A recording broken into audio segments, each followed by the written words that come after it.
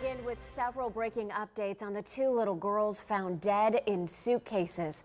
19 News has just confirmed with a law enforcement source that the 28-year-old woman arrested last night for murder is connected to the deaths of these two girls. Thanks for joining us this noon. I'm Nicole Versansky. We want to get right to 19. Imagine taking your dog out for a normal morning walk. The air is cold, the neighborhood is quiet, and you're just going through the motions like any other day. But then your dog starts pulling, sniffing, getting agitated. You follow him because, well, that's what you do. And then you see it. Two suitcases, partially buried in the dirt. And something about them doesn't feel right. You get closer, and that's when everything changes. That's when a normal Tuesday morning in Cleveland, Ohio becomes a kind of moment that haunts you for the rest of your life. This is not a movie. This is not fiction. This happened on March 2nd, 2026, in the South Collinwood neighborhood of Cleveland, near a place called Ginn Academy. And what was inside those suitcases, two little girls, would shake an entire city to its core and raise questions that still don't have answers today. Before we get into it, if you are new here, welcome to Shadow Crime. If this is the kind of content that you come here for, real cases, real victims, real conversations, then hit that like button, subscribe, and make sure you click that bell icon so you never miss when we drop a new case. Because trust me, this channel is not for the faint of heart. We talk about the cases that matter, the ones that don't get enough attention, the ones where real people deserve to have their stories told. Now let's get into it. So let's set the scene for a second. South Collinwood is a neighborhood on the east side of Cleveland. It's a tight-knit community. The kind of place where people know their neighbors, where kids play outside, where life moves at its own pace. It is not the kind of place where you expect to find something like this.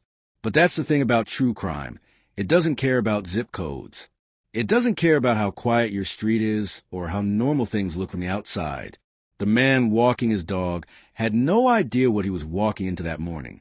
His dog caught a scent and led him straight to a field near East 163rd and Midland Avenue. Two suitcases, partially buried, about 25 feet apart from each other. He called 911. Officers arrived, and what they found inside those suitcases changed everything. Two girls, two children, gone. The Cuyahoga County Medical Examiner later identified them through DNA testing as Amor Wilson and Mila Chatman, half-sisters, two little girls who shared a mother. Two little girls who deserved so much more than what they got. And as investigators started pulling back the layers of this case, what they found was not just a crime scene.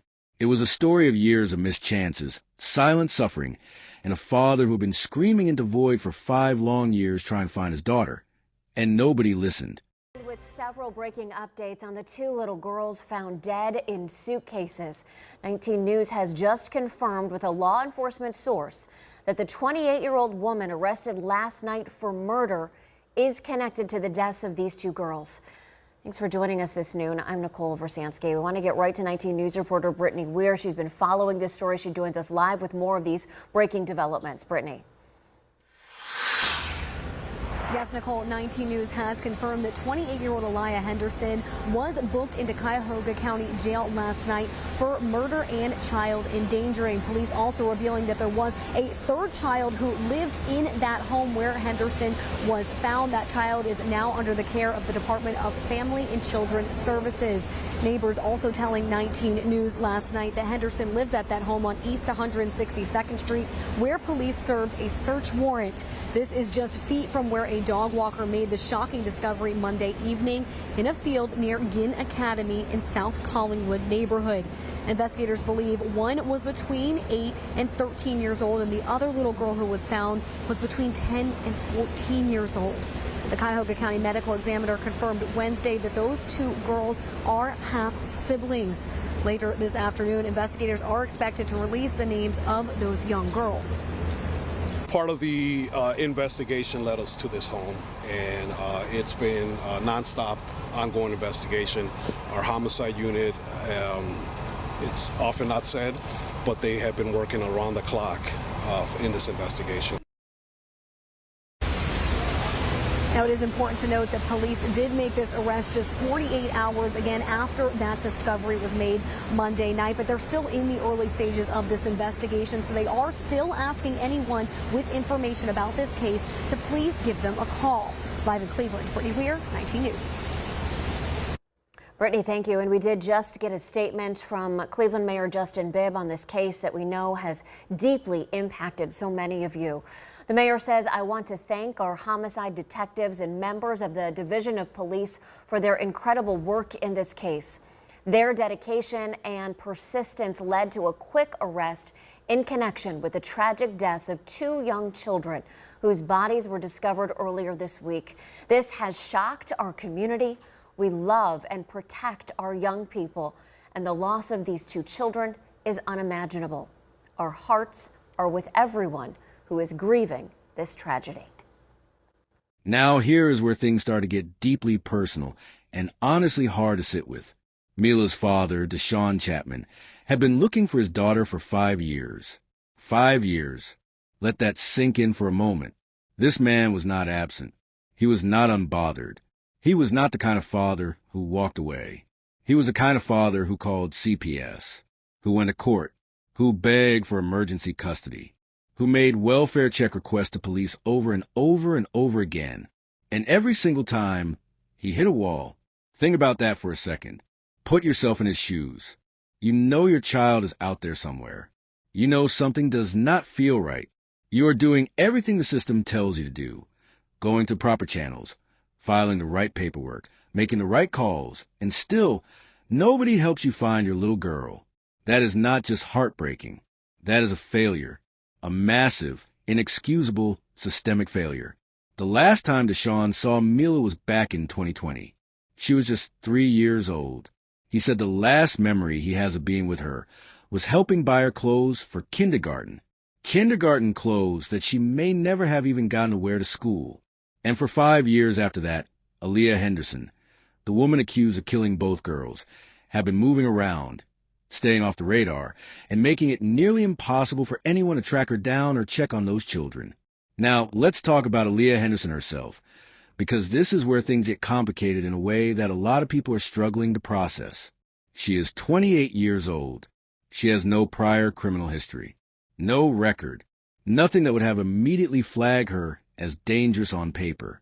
Court records show she was evicted from a previous address back in 2022 after failing to pay rent, and a lease document from that address actually lists her as living there with 2 girls. She also changed her last name back in 2017 from Aliyah Bronick to Aliyah Henderson. Now, whether that name change means anything significant to this case, investigators have not said, but it is a detail worth noting. What we do know is that neighbors say Henderson was living in a home directly across the street from the field where those 2 suitcases were found. Directly across the street. Which means if this was her doing, she was going about her daily life just steps away from where she allegedly left those children. And that right there is the kind of detail that makes your stomach drop. When police executed a search warrant at the home on East 162nd, they found something that stopped everyone cold.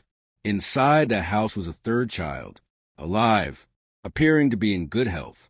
That child has since been placed into the care of the Department of Children and Family Services. Joining us tonight, we begin with breaking news. This evening, a 28-year-old woman has been arrested and charged in connection to the deaths of 2 young girls found dead inside suitcases on Cleveland's east side. Aliyah Henderson, whom you see there on your screen, is now facing charges as investigators work to piece together the circumstances of this horrific discovery. Natalie Clydesdale spoke to a man who claims to be one of the girls' fathers. He shares his heartbreak, his frustrations, and the questions he still has. I hate you. You selfish. You're a monster. A man who says he's the father of one of the young girls found inside suitcases, partially buried in a field in Cleveland's Collinwood neighborhood, has strong words for the woman police say is responsible. You had help. You had support. You didn't want to take it. On Thursday, Cleveland police announced 28-year-old Aliyah Henderson has been charged in the gut-wrenching case. How you doing, sir? Police were called near East 162nd Street and Midland Avenue, right next to Ginn Academy, just after 6 o'clock Monday night, after a dog walker made the grim discovery. It's a suitcase. I've been walking past it for about a week now, and I walk my dog over there, and she keeps stopping it. She sniff a little too long. I pulled it up, unzipped it. I couldn't really see, and I opened it up and hid. Officers later found a second shallow grave nearby, with another suitcase containing the body of a second young girl. Investigators say the victims were 10-year-old Amor Wilson and 8-year-old Mila Chatman. DNA testing revealed they were half-sisters. I remember them building tents in the living room and making pallets on the floor and having a girls' night, just doing stuff like being kids. Deshaun Chatman told 3 News he had been trying for years to gain custody. He says both fathers offered to take the girls in, but claim they were unable to locate the mother. I love both of them. Both of them don't deserve this. Police say detectives have recovered substantial evidence in the case. Cleveland City Councilman Mike Polensik, who represents the ward where this happened, says the arrest brings a small measure of comfort to the community. The community is relieved but saddened. There's 2 young children that are gone. Their whole future is gone. We have no idea what happened, what they went through toward the end of their lives. Polensik also noted the girls were allegedly homeschooled and lived in what appeared to be a well-kept house. But he says many questions still remain. Hopefully now we can get to the bottom of what happened, exactly what happened here, and these kids can rest in peace. Police say Henderson is facing 2 counts of aggravated murder. The cause and manner of the girls' deaths are still under investigation.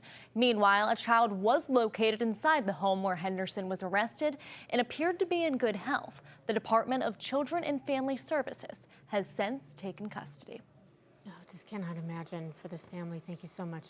Appreciate it. Now I need you to really stop and think about that 3rd child for a moment, because that detail alone opens up so many questions that I know you are already asking yourself right now.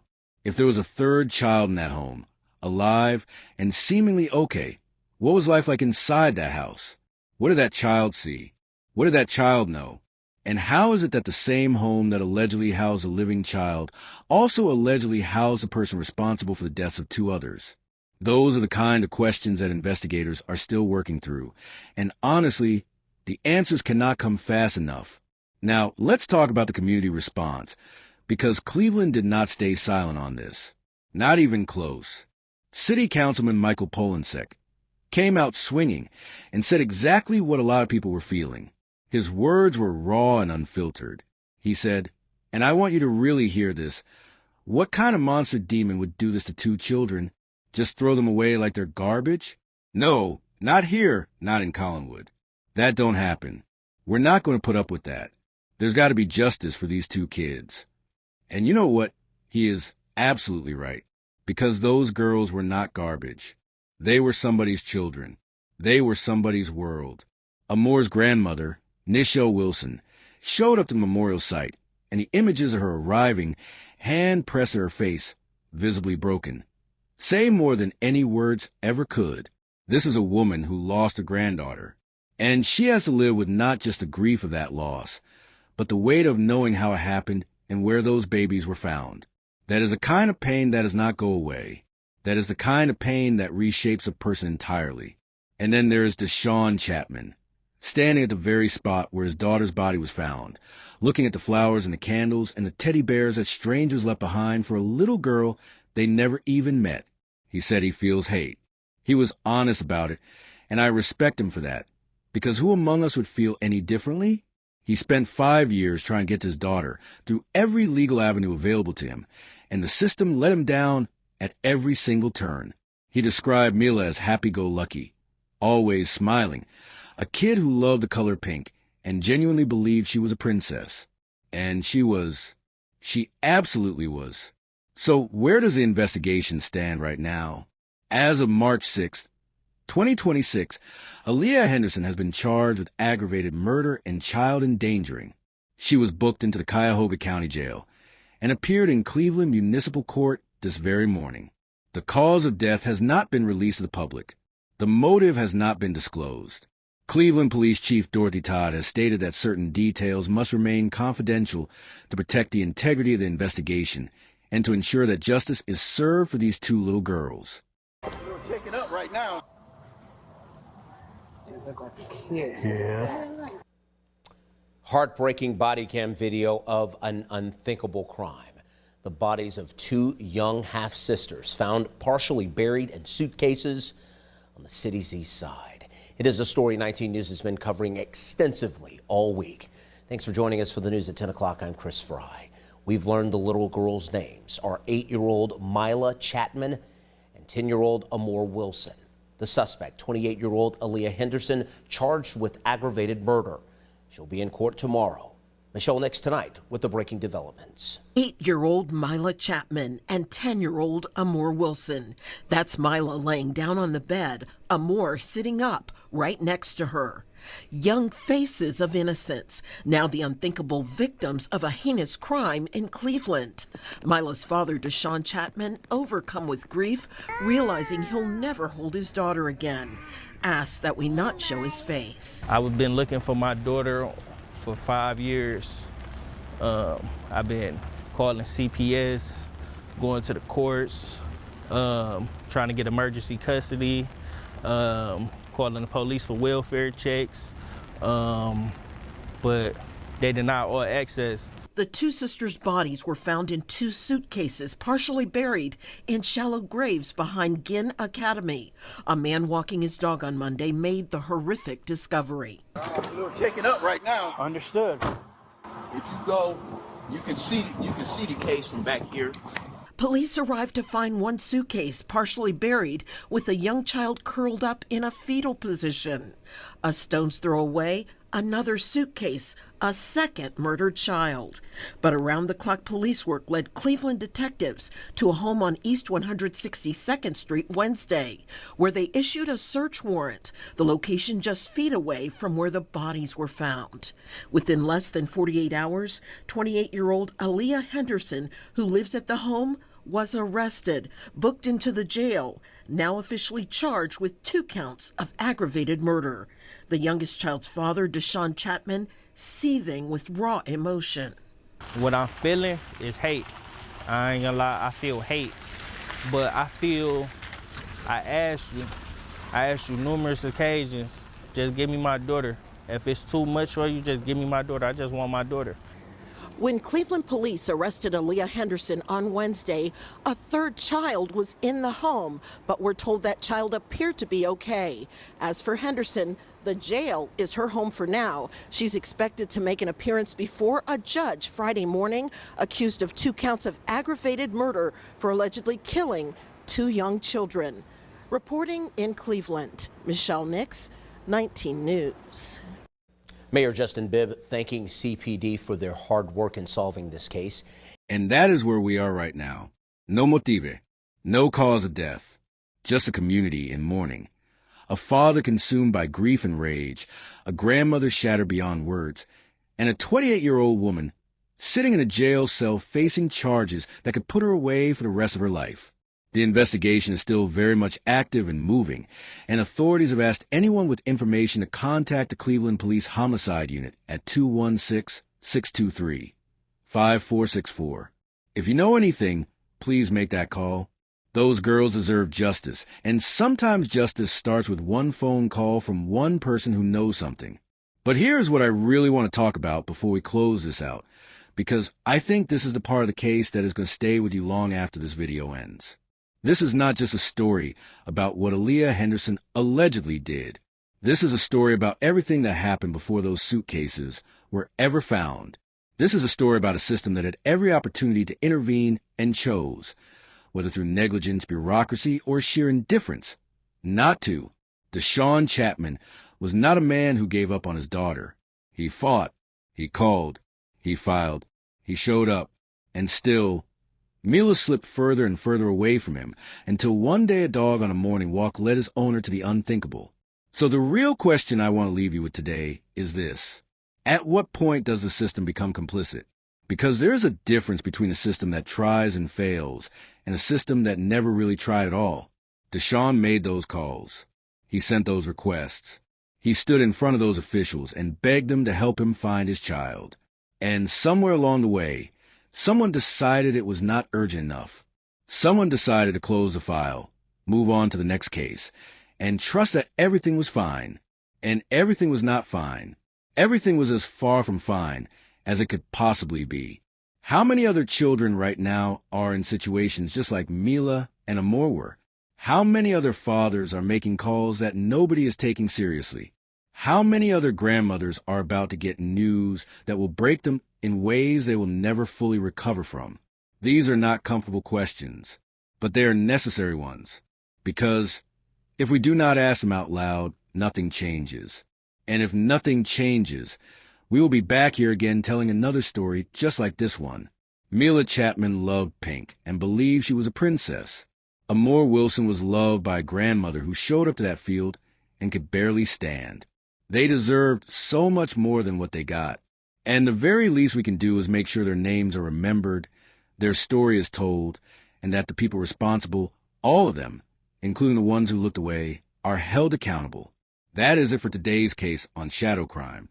If this story moved you, if it made you feel something, if it made you think, then share it. Put on your page. Send it to somebody. Because awareness is how we keep cases like this alive. Like this video, subscribe to Shadow Crime, and hit that bell so you never miss when we cover a case that the world needs to hear about. We will see you on the next one.